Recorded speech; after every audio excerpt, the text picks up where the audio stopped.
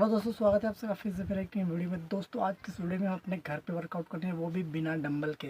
वैसे मेरे पास डंबल है, लेकिन मेरे पास ये वाला डंबल है और इससे हम ऐसे वर्कआउट करने वाले हैं आज की इस वीडियो में।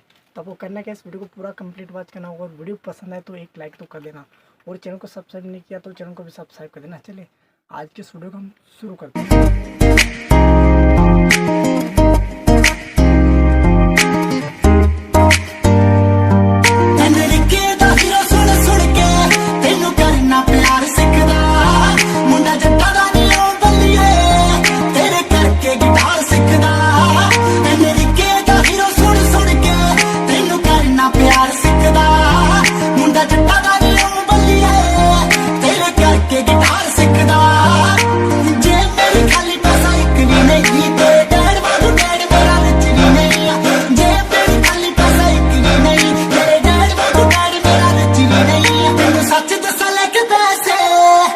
यार तू उधार सिखदा।